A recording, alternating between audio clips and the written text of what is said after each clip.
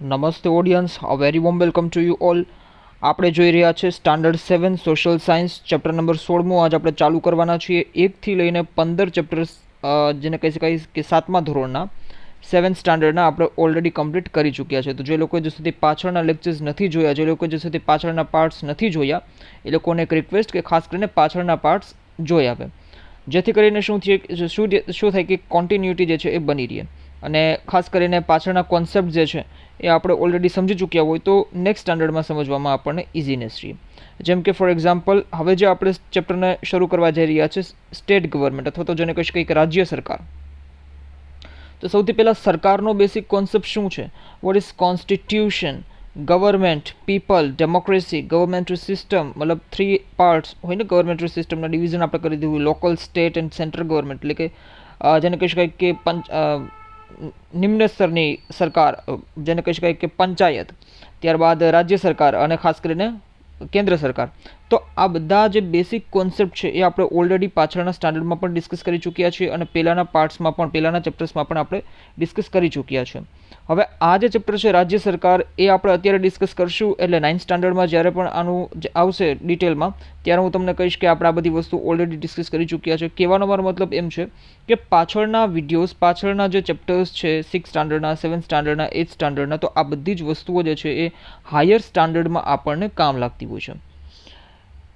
Okay, so without wasting the time આપણે start કરીએ છીએ રાજ્ય સરકાર. સૌથી પહેલાં તો ચેપ્ટર કહેવા શું માંગે છે, ચેપ્ટરની થીમ શું હોય છે, એ વસ્તુને આપણે ખાસ કરીને સમજી લઈએ. ત્યારબાદ આપણે ધીમે ધીમે આગળ વધશું ચેપ્ટર તરફ.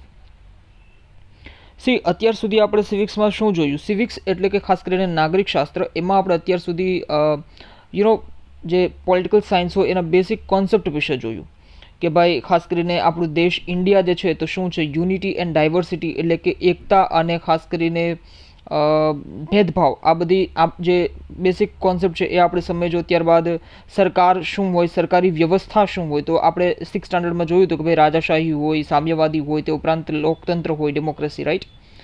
અને ખાસ કરીને ત્યારબાદ આપણે જે અલગ અલગ માર્કેટ સિસ્ટમ વિશે પણ જોયું હતું, એમાં આપણને અલગ અલગ કેસ આપેલા હતા. પછી આપણે પંચાયતી સિસ્ટમ વિશે પણ જોયું હતું કે પંચાયતી રાજમાં કેવી રીતે સિસ્ટમ બોટમ લેવલ ઉપર કેવી રીતે લોકલ ગવર્મેન્ટ જે છે કામ કરે છે. ત્યારે મેં તમને બેસિકલી સમજાવ્યું હતું કે ખાસ કરીને આપણો દેશ જે છે લોકશાહી દેશનો મતલબ શું થાય, તો કે ભાઈ લોકો વડે, લોકો દ્વારા થતું શાસન. What does the mean of this phrase? કે ભાઈ ખાસ કરીને હું છું અને તમે છો, તો આપણે બધા જે છે એ ખાસ કરીને એક ફેમિલી છીએ. ફેમિલીમાંથી કોઈ પણ એક વ્યક્તિને જે એક્સપિરિયન્સ સારો ધરાવે છે, જે સારું કામ કરે છે, રાઈટ, જે ખાસ કરીને આપણો હેડ બની શકે, હેડ બનવાની ક્ષમતા ધરાવે છે. તો ખાસ કરીને હેડ એટલે એવી રીતે હેડ નહીં કે ભાઈ આપણા ઉપર શાસન કરશે, પણ હા આપણા બિહાફમાં એ કામ કરશે. હવે આટલું બધું મોટું આપણું સિસ્ટમ છે, આટલી બધી મોટી આપણી ફેમિલી છે ઇન્ડિયાની, બરાબર છે. માનીને ચાલો ને કે 140 કરોડ, તો 140 કરોડ બધા જે છે એ પોતે કામ નહીં કરી શકે, સરકારી કામ નહીં કરી શકે. તો આપણા બિહાફમાં આપણે જ લોકોએ ખાસ કરીને એવા લોકોને સિલેક્ટ કરેલા હોય, ઇલેક્ટ કરેલા હોય કે જેથી કરીને એ આપણા બિહાફમાં કામ કરે. બધું સરકારી કામ એ કરશે ખાલી આપણા બિહાફમાં, પણ બાકી પોતે પણ પાર્ટ તો જનતાનો જ છે, બરાબર છે. તો એ જ વસ્તુ જે છે એ લોકશાહીનો મતલબ જ આ થયો કે ભાઈ લોકો વડે અને લોકો દ્વારા થતું શાસન. આપણે જ શાસન કરીએ છીએ, આપણા જ વડે બધું શાસન થાય છે. તો એ વસ્તુ ખાસ કરીને લોકશાહી છે. તો લોકશાહીનો બેસિક કોન્સેપ્ટ જે છે ડેમોક્રેસી, બરાબર છે, એ મેં તમને પાછું અત્યારે રિવાઇઝ કરાવી દીધું. રાજ્ય સરકારના મતલબથી આપણે શું, આ ચેપ્ટરની થીમ શું કહેવા માંગે છે? જે રીતે આપણે લોકલ ગવર્મેન્ટ વિશે જોયું તો બસ એ જ બધી વસ્તુઓ આપણે રાજ્ય સરકારમાં જોશું. પણ લોકલ ગવર્મેન્ટ એટલે કે પંચાયતી સિસ્ટમમાં આપણે જોયું તો ભાઈ ગ્રામ પંચાયત, જિલ્લા પંચાયત, જો યાદ ન આવતું હોય તો 6th સ્ટાન્ડર્ડના એ બધા લેક્ચર્સ પાછા રિવાઇઝ કરી લેજો. તો આ બધી વસ્તુઓ જે છે ખાસ કરીને લોકલ ગવર્મેન્ટ ઉપર ચાલતું શાસન હતું, લોકલ ગવર્મેન્ટ ઉપર ચાલતી આ બધી સિસ્ટમ હતી. તો આનાથી એક સ્ટેપ ઉપર ઉઠીએ તો એક સ્ટેપ જેને કહી શકાય રાજ્ય આવે છે, બરાબર છે. હવે સૌથી પહેલાં તો ભારતની સિસ્ટમ કેવી રીતે બનેલી છે, પોલિટિકલ સિસ્ટમ બેસિક થોડુંક આપણે સમજી લઈએ. ભારતનો મેપ જો તમારી પાસે હશે તો એમાં પણ તમને સારી રીતે સમજવામાં આવશે. ફોર એક્ઝામ્પલ રફલી મેપ છે ભારતનો, બરાબર છે. હવે આપણે જાણીએ છીએ કે આપણે 28 સ્ટેટ્સ છે, એટલે કે 28 રાજ્યો આપણી પાસે છે, બરાબર છે. અને તે ઉપરાંત 8 યુનિયન ટેરેટરીઝ જે છે એ પણ આપણી પાસે છે. તો હવે ખાસ કરીને કેવી રીતે આ સિસ્ટમ જે છે એ આખી ચાલે છે. માની લો કે ગુજરાત છે, એની પોલિટિકલ બાઉન્ડ્રી જે છે, બરાબર છે. તો ગુજરાતની પોલિટિકલ બાઉન્ડ્રી જે છે એમાં ખાલી માત્ર ને માત્ર ગુજરાત સરકારનું જ શાસન હશે, રાઈટ. એ રીતે જો મહારાષ્ટ્રની પોલિટિકલ બાઉન્ડ્રી આપણે ખેંચી લઈએ, બરાબર છે, રફલી મેપ છે, એટલે કોઈ મતલબ એવું ના વિચારતા કે મહારાષ્ટ્રનો મેપ આવો નથી તેવો નથી, જસ્ટ રફલી મેપ છે. માની લો કે આ કોઈ એક રીજન છે, આને મહારાષ્ટ્ર માનીને ચાલો, મહારાષ્ટ્ર મોટું છે, બરાબર છે, બટ માની લો કે આટલો રીજન જે છે એ મહારાષ્ટ્ર છે. તો મહારાષ્ટ્રની અંદર જેટલું પણ શાસન થશે એ મહારાષ્ટ્ર ગવર્મેન્ટ કહેવાશે અથવા મહારાષ્ટ્ર સરકાર કહેવાશે. પણ તો મતલબ આવા 28 ભાગ પોલિટિકલ, જેને કહી શકાય કે ડિવિઝન્સ પાડી દીધા છે, અથવા જેને કહી શકાય કે પ્રોવિન્સ આપણે કહી શકીએ, બરાબર છે, કે ક્ષેત્રોમાં વિભાજિત કરી નાખ્યું છે. જસ્ટ ફોર, કેમ કે આ બધી વસ્તુ જે એવી છે કે આને કોઈ ભેદભાવને એવી બધી વસ્તુથી નથી જોવાનું, પણ આ જે પોલિટિકલ બાઉન્ડ્રી જે છે એ ખાસ કરીને માત્ર ને માત્ર ઇઝી એડમિનિસ્ટ્રેશન માટે જે છે આ બધી વસ્તુ લેવામાં આવેલી છે. અને લિંગ્વિસ્ટિક બેઝ ઉપર જે છે એ ભારતને પોલિટિકલ પાર્ટ્સમાં જે છે એ ડિવાઈડ કરી દીધેલું છે. તો આ માત્ર ને માત્ર જેને કહી શકાય કે ભાષાકીય અને ખાસ કરીને અમુક કલ્ચરલ રીઝન્સની કારણે જે છે એ ખાસ કરીને આપણે પોલિટિકલ ડિવિઝનમાં જે છે એ ડિવાઈડ કરેલું છે. તો હવે આ થઈ ગયો ભારતનો મેપ, અને ભારતના મેપમાં આપણને 28 જે છે એ ભાગ મળે છે અલગ અલગ. તો આ બધા 28 ભાગોને જે છે એ, કેમ કે આપણો દેશ જે છે ખૂબ જ વિવિધતાવાળો ધરાવતો દેશ છે, બરાબર. આપણે વિવિધતાવાળા ચેપ્ટરમાં જોયું હતું કે ભાઈ કેટલી વિવિધતા છે, તો બધા જ આખા દેશને એક સાથે ચલાવવું હોય તો એ થોડું મુશ્કેલ બને, એટલા માટે રાજ્યોમાં જે છે એ ડિવાઈડ કરી દીધું, અને ખાસ કરીને રાજ્યને પોતાની અલગથી સરકારી વ્યવસ્થા પણ જે છે એ સોંપી દીધેલી છે આપણા કોન્સ્ટિટ્યુશને. હવે આ જે સરકારી વ્યવસ્થા છે એને તો આપણે રાજ્ય સરકાર કહીએ છીએ. મતલબ આનાથી પણ આગળ તમે જાઓ, જો ઉપરની વાત નથી કરતો, બરાબર છે, મતલબ આ એવું નથી કે ભાઈ આના ઇન્ફિરિયરમાં આના ઇન્ફિરિયરમાં સરકારી વ્યવસ્થા એવી નથી. ત્રણેય સરકારી જે બોડીઝ છે, બરાબર છે, ગવર્મેન્ટરી સિસ્ટમની વાત કરીએ તો આપણે 3 પાર્ટ્સમાં ડિવાઈડ કરીએ છીએ. એક તો લોકલ ગવર્મેન્ટ, સ્ટેટ ગવર્મેન્ટ એટલે કે રાજ્ય સરકાર, અને સેન્ટ્રલ ગવર્મેન્ટ અથવા તેને આપણે યુનિયન ગવર્મેન્ટ કહીએ છીએ. સેન્ટ્રલ ગવર્મેન્ટ યુઝ કરવો જે છે એ શબ્દ મને યોગ્ય નથી લાગતો. યુનિયન ગવર્મેન્ટ શબ્દનો ઉપયોગ કરવાનો હોય છે, કેમ કે આપણે કોન્સ્ટિટ્યુશનમાં, ઓરિજિનલ કોન્સ્ટિટ્યુશનમાં જ્યારે આપણે આર્ટિકલ 1માં ડેફિનેશન જોઈએ છીએ ત્યારે પણ આપણને યુનિયન વર્ડનો જે છે એ ઉલ્લેખ થતો જોવા મળે છે, એટલે કે સંઘ શબ્દનો જે છે એ ઉલ્લેખ થતો આપણને જોવા મળે છે. તો ખાસ કરીને આપણે એ સમજવાનું છે કે આ રીતે જેને કહી શકાય કે લોકલ ગવર્મેન્ટ, પછી આગળ જાઓ, એક સ્ટેપ આગળ તમે વધશો તો સ્ટેટ ગવર્મેન્ટ આવશે, અને એક સ્ટેપ એનાથી પણ આગળ વધશો તો એના ઉપર આવશે, મતલબ એના ઉપર નહીં પણ હા એક સ્ટેપ આગળ વધીએ તો અહીંયા આવશે આપણને યુનિયન ગવર્મેન્ટ દિલ્હીમાં બેઠી છે, બરાબર છે. અને યુનિયન ગવર્મેન્ટ જે છે એની અંડરમાં તમામ રાજ્યો જે છે એના નેશનલ લેવલના જેટલા પણ જેને કહી શકાય કે સંઘ લેવલની જેટલી પણ યાદીઓ છે લિસ્ટમાં આપેલું, આપણને લિસ્ટ પણ આપેલું છે, એ પણ આપણે 6th સ્ટાન્ડર્ડમાં ડિસ્કસ કરી ગયા કે ભાઈ રાજ્ય સરકાર શું કામ કરશે, સંઘ સરકાર શું કામ કરશે, અને પંચાયત લોકલ ગવર્મેન્ટ જે છે એ શું કામ કરી શકે. તો આવું આપણી પાસે લિસ્ટ છે. તો આ લિસ્ટ મુજબ જે છે સૌ સરકાર જે છે એ પોતપોતાનું કાર્ય કરે છે. કોઈ પોતાનામાં દખલગીરી ન કરી શકે. સંઘ સરકાર છે એ રાજ્ય સરકારમાં દખલગીરી ન કરી શકે, રાજ્ય સરકાર છે સંઘ સરકારમાં દખલગીરી ન કરી શકે. હા, જ્યાં દખલગીરી કરવાનું આવશે ત્યાં કરી શકશે સંઘ સરકાર જે છે રાજ્ય સરકારમાં દખલગીરી, પણ અમુક વિષયોમાં મર્યાદિત હશે. એવું નહીં બની શકે કે ભાઈ રાજ્ય સરકારે કોઈ પણ નિયમ લીધો અને સંઘ સરકાર જે છે એને ખાસ કરીને ઉપરી હેડ જાણે કેમ હોય એવી રીતે એને મતલબ નલ એન્ડ વોઇડ કરી શકે, એવું પોસિબલ નથી, બરાબર છે. એટલે રાજ્ય સરકાર જે કોઈ પણ ડિસિઝન્સ લેશે, જે કોઈ પણ લો મેકિંગના કાર્યો કરશે એ ઇન્ડિપેન્ડન્ટલી વર્ક કરશે, જ્યારે સંઘ સરકાર જે કોઈ પણ કામ કરશે એ પણ પોતાનું ઇન્ડિપેન્ડન્ટલી વર્ક કરશે. પણ તેમ છતાં સંઘ સરકાર પાસે થોડી વધારે પાવર છે, એ આપણે 9th સ્ટાન્ડર્ડમાં, 10th સ્ટાન્ડર્ડમાં અને જેમ જેમ આપણે આગળ પોલિટિક્સના લેક્ચર્સ આવશે, બરાબર છે, એમાં આપણને વધારે ખબર પડશે. બટ અત્યારે આપણે બેસિક સમજવાનું છે, તો એ વસ્તુ આપણે અત્યારે સમજી લીધી. સેકન્ડ થિંગ આપણે શું સમજવાનું છે, ફર્સ્ટ ઓફ ઓલ કોન્સ્ટિટ્યુશન શું છે, એટલે કે ખાસ કરીને બંધારણ શું છે. તો બંધારણ એક આપણા માટે ગાઈડનું કામ કરે છે, જેને કહી શકાય કે ફ્રેમવર્ક છે, કેમ કે આપણે આઈડિયા છે કે આટલો મોટો આપણો દેશ છે, આટલું મોટું ઇન્ડિયા છે, બરાબર છે. હવે આ આવડો મોટો વિશાળ ભૂભાગ ધરાવતો ભારત દેશ, એમાં ખાસ કરીને જેને કહી શકાય કે ગાઈડન્સ, અને પાછું વસ્તી પણ વધારે છે, રાઈટ. એવું તો છે નહીં કે ભાઈ વસ્તી ખૂબ ઓછી, 30-35 કરોડની વસ્તી હોય, 30-35 નહીં પણ 140-50 કરોડની વસ્તી જે છે ભારત પાસે છે. તો આટલો મોટો વિશાળ ભૂભાગ ધરાવતો દેશ, આટલી વિશાળ જનસંખ્યા ધરાવતો દેશ, આને એક ખાસ કરીને બંધારણની આવશ્યકતા છે, એટલે કે ખાસ કરીને એક જેને કહી શકાય કે ગાઈડની આવશ્યકતા છે, કે જેને વાંચીને એ બધા લોકો જે છે એને ફોલો કરી શકે કે ભાઈ કેવી રીતે આપણે રહેવું જોઈએ, નાગરિકોના મૂળભૂત અધિકારો શું હોઈ શકે, નાગરિકોની મૂળભૂત ડ્યુટીઝ જેને કહી શકાય કે મૂળભૂત ફરજો શું હોઈ શકે, અને તે ઉપરાંત રાજ્યો જે છે એને કેવા કાર્યો કરવા જોઈએ લોક કલ્યાણ માટેના, અને તે ઉપરાંત આપણી પોલિટિકલ સિસ્ટમ, પોલિટિકલ ફોર્મેશન કેવું હોવું જોઈએ, ખાસ કરીને પંચાયતી રાજ સિસ્ટમ કેવી હોવી જોઈએ, રાજ્ય સરકાર કેવું હોવું જોઈએ. આ ચેપ્ટરમાં આપણે રાજ્ય સરકાર વિશે જોશું. તો રાજ્ય સરકારમાં આપણે શું જોવાના છે, તો ખાસ કરીને જેને કહી શકાય કે આપણને આઈડિયા છે કે ભાઈ એસેમ્બલી હોય, એક્ઝિક્યુટિવ હોય, જ્યુડિશરી હોય, મતલબ કે ભાઈ સભા હોય, કારોબારી હોય, ન્યાયતંત્ર હોય. આ તમામ ટર્મ્સ જે છે હું તમને સમજાવીશ, બરાબર છે, કે ભાઈ સભા શું છે, કારોબારી શું છે, ન્યાયતંત્ર શું છે. ત્યારબાદ સભા છે તો વિધાનસભા, વિધાન પરિષદ શું છે. ત્યારબાદ આ બધી વસ્તુમાં સભ્ય બનવાની એલિજિબિલિટી શું હોઈ શકે.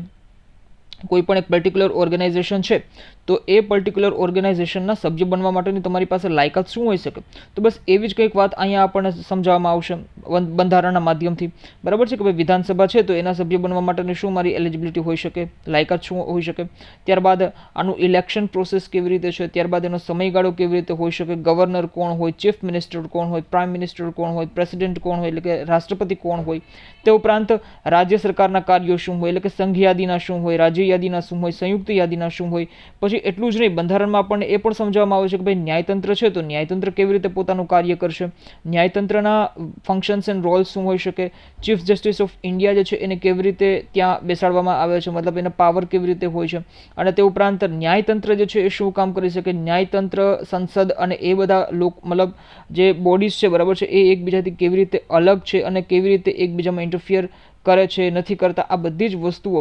અને તે ઉપરાંત પણ માત્ર પોલિટિકલ ફોર્મેશન નહીં, પણ તે ઉપરાંત પણ ઘણી બધી બેસિક પોલિટિક્સને લગતી વાતો આપણે બંધારણમાં સીધી રીતે સરળ ભાષામાં જે છે એ સમજાવી દીધેલી છે, કે જેથી કરીને કોઈ પણ નાગરિકોને તકલીફ ન પડે, આગળ જતાં સરકારને તકલીફ ન પડે.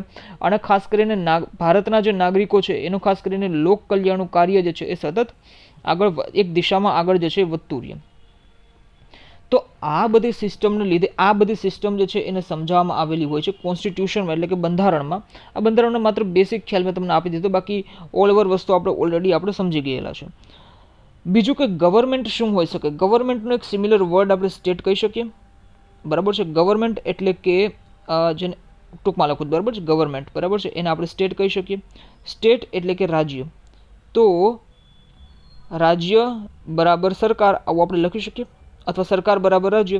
તો હું ક્યાં એમ બોલું, બરાબર છે, કે ભાઈ રાજ્યએ આવા કામ કરવા જોઈએ, તો એનાથી આપણા મગજમાં સ્ટ્રાઇક થવું જોઈએ કે રાજ્યના મતલબ રાજ્ય શબ્દથી મતલબ છે સરકારનો, બરાબર છે.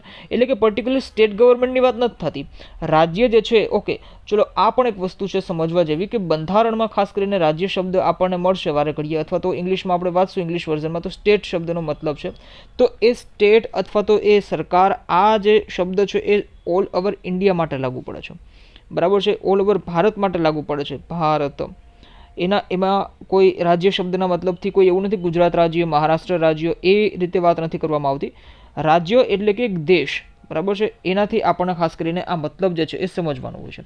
તો એ બધી વસ્તુઓ શું છે, બરાબર. સરકાર આપણે કોને કહી શકીએ, સરકાર વિશે બેસિક ડેફિનેશન મેં તમને, અથવા તો બેસિક આઈડિયા, બેસિક કોન્સેપ્ટ મેં તમને સમજાવી દીધેલો છે, કે ખાસ કરીને આપણા બિહાફમાં આપણા નેતાઓ જે છે એ આપણા બિહાફમાં, કેમ કે આપણે એને ઇલેક્ટ કરીએ છીએ, એટલે આપણા બિહાફમાં આપણા વતી એક કામ કરશે. મોટા જે પણ એના લિસ્ટમાં આવતા હશે, રાજ્ય સરકારમાં હશે તો એના લિસ્ટમાં આવતા કામ એ કરશે, ભારત સરકારમાં આવતા હશે એટલે કે સંઘ સરકારમાં આવતા હશે તો એના લિસ્ટમાં આવતા કામ એ કરશે, બરાબર છે.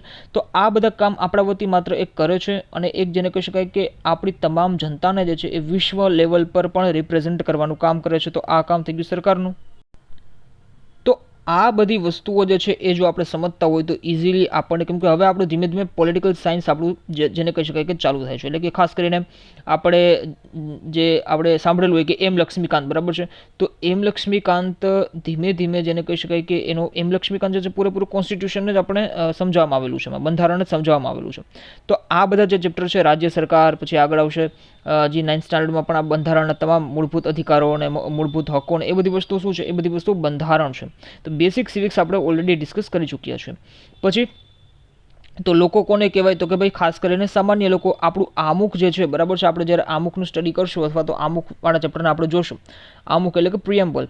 તો પ્રિએમ્બલમાં આપણે લખેલું છે કે ભાઈ અમે ભારતના લોકો, વી ધ પીપલ ઓફ ઇન્ડિયા, આપણે કોન્સ્ટિટ્યુશન બનાવ્યું છે. કોન્સ્ટિટ્યુશન કોણે બનાવ્યું છે, તો કે વી ધ પીપલ ઓફ ઇન્ડિયા, એટલે કે અમે ભારતના લોકોએ કોન્સ્ટિટ્યુશન બનાવ્યું છે. તો જે અમે ભારતના લોકો છે ને, એ લોકોના સંદર્ભથી ભારતનો નાગરિક છે, બરાબર છે. તો એ વસ્તુ ખાસ કરીને આપણે સમજી ગયા છે, બરાબર છે. પછી ડેમોક્રેસીનો મતલબ શું હોય, લોકતંત્રનો, એ તો મેં તમને હમણાં જ સમજાવી દીધેલું છે, બરાબર છે. ગવર્મેન્ટની સિસ્ટમની જો આપણે વાત કરીએ તો 3 પાર્ટ્સમાં આપણે એને ડિવાઈડ કરીએ છીએ. એક તો લોકલ ગવર્મેન્ટ, સ્થાનિક સરકાર, બરાબર છે. ત્યારબાદ સ્ટેટ સરકાર, કે જે આપણા ચેપ્ટર પર ભણવાનું છે, રાજ્ય સરકાર, બરાબર છે.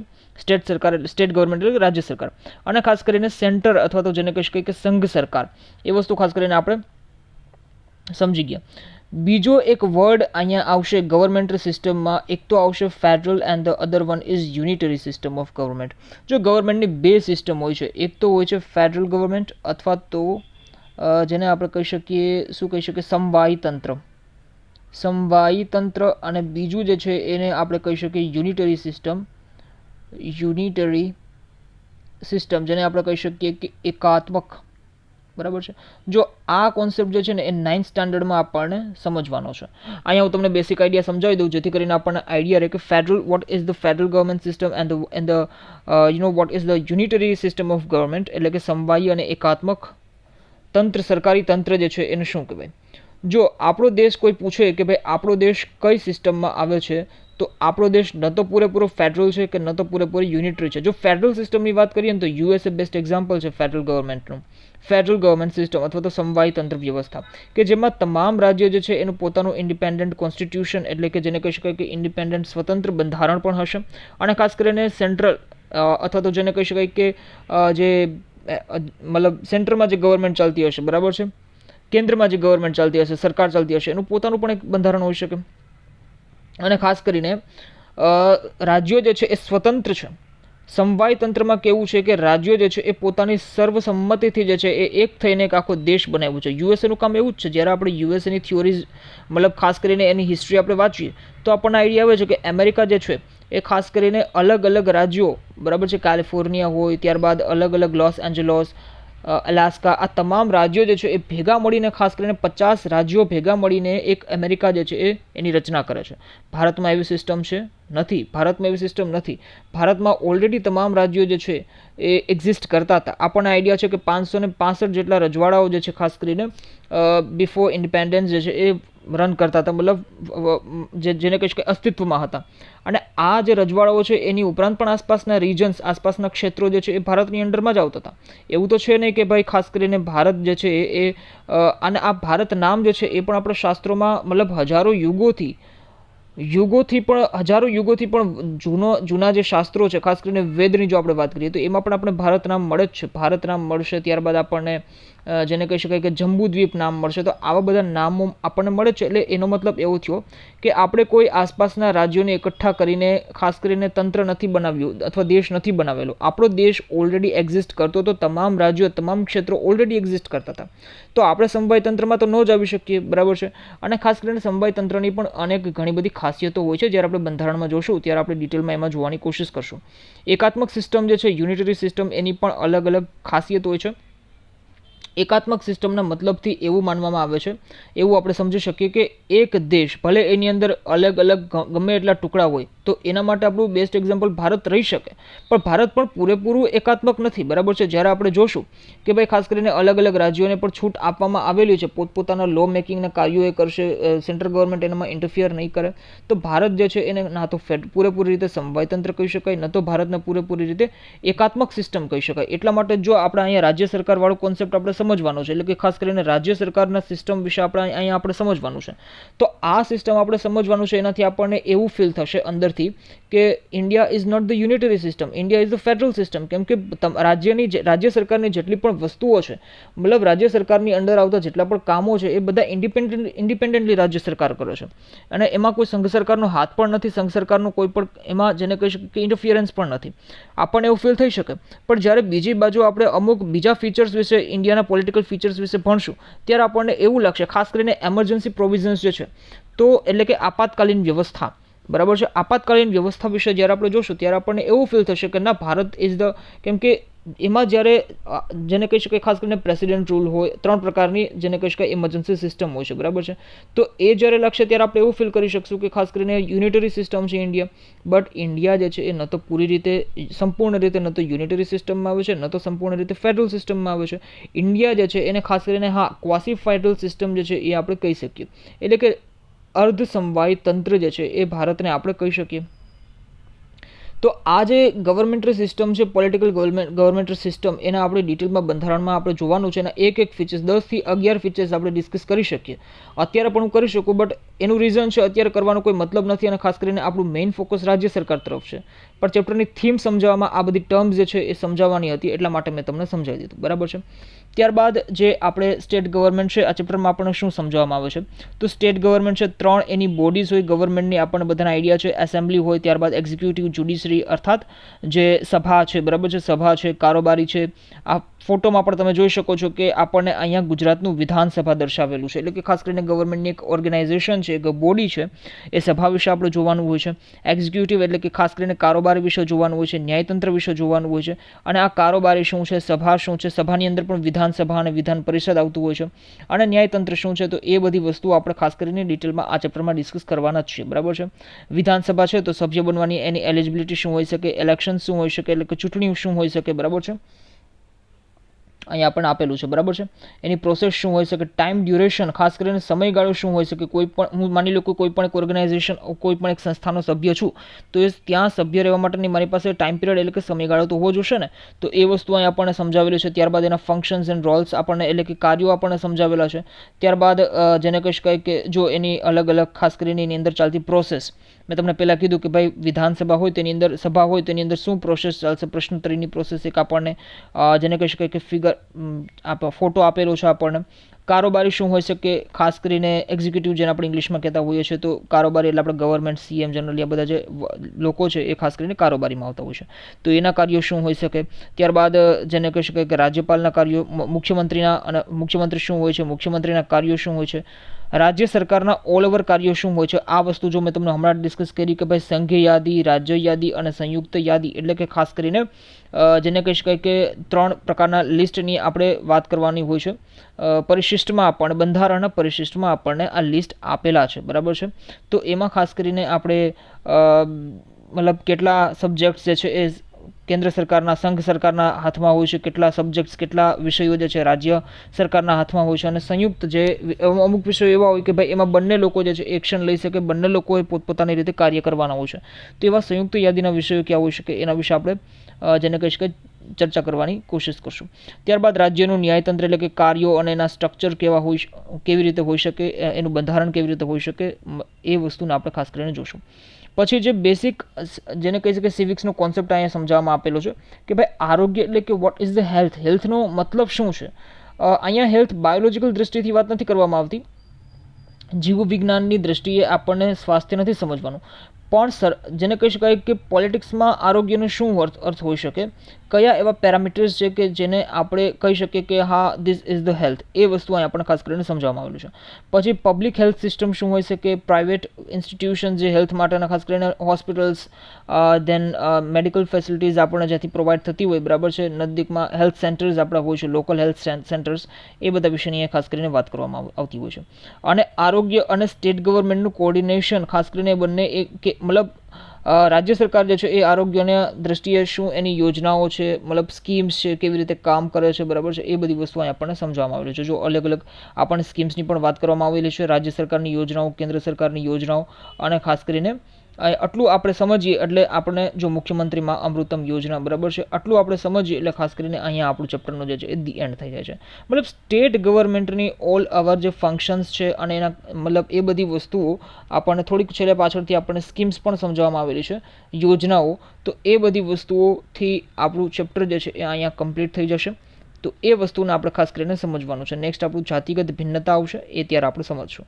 તો અહીંયા જે છે એ ખાસ કરીને મેં તમને આજના પાર્ટમાં મેં તમને સમજાવ્યું કે આખું ચેપ્ટર કેવા શું માંગે છે, અને ખાસ કરીને થીમ્સ શું હોઈ શકે ચેપ્ટરની, અને બેસિક કોન્સેપ્ટ છે પોલિટિકલ સાયન્સના એ મેં તમને સમજાવ્યા. શું કામ બેસિક કોન્સેપ્ટ પાછા મેં તમને સમજાવ્યા, રીઝન બિહાઇન્ડ ધીસ થિંગ. અત્યાર સુધી આપણું સિવિક્સ ચાલતું હતું, અને ખાસ કરીને વચ્ચે ટાઈમ પિરિયડ પણ આપણે ગાળો પણ ઘણો બધો, જે આપણે 6th સ્ટાન્ડર્ડમાં સિવિક્સ પૂરું કર્યું, આની પહેલાંનું ચેપ્ટર પૂરું કર્યું 14મું 15મું, તો એની વચ્ચેનો જે આપણો સમય છે એ પણ ઘણો બધો થઈ ગયો હતો. તો ઘણા બધા લોકોને ભૂલાઈ ગયું હોય, તો એના માટેનું એક રિવિઝન પણ પર્પઝથી થઈ ગયું, અને ખાસ કરીને ચેપ્ટરની થીમ પણ સમજાવી દીધી અને બેસિક કોન્સેપ્ટ સમજાવી દીધા આખા. બરાબર છે.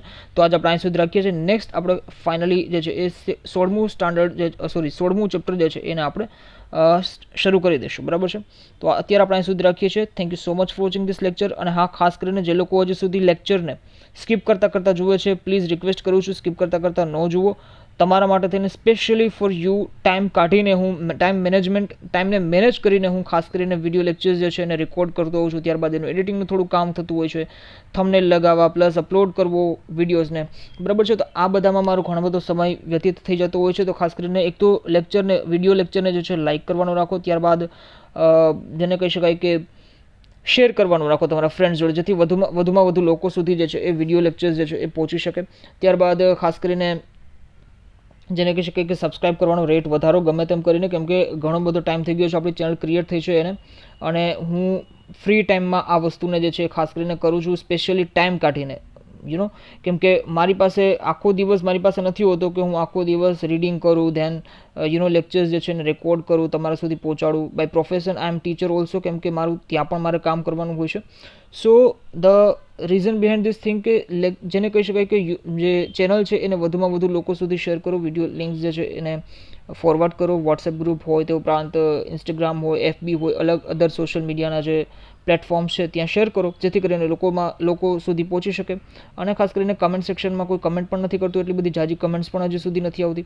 તો કમેન્ટ સેક્શનમાં પણ તમે જણાવી શકો કોઈ પણ પ્રકારની ક્વેરી હોય, તે ઉપરાંત મને મોટિવેશન દેવાનું કામ કરી શકો. ઇવન પોઝિટિવ નેગેટિવ ફીડબેક પણ તમે પ્રોવાઈડ કરી શકો ત્યાં, ઓકે, સો દેટ હું એને વાંચી શકું. અને જેમ કે ઘણા બધા 2-3 કોમેન્ટ્સ ખાસ કરીને આવતી હોય છે જે રેગ્યુલર સ્ટુડન્ટ છે અને રેગ્યુલર વિડીયોઝમાં જે છે એ ખાસ કરીને મારું ધ્યાન હોય જ છે, એ લોકોને પણ હું રિપ્લાય આપું જ છું, બરાબર છે.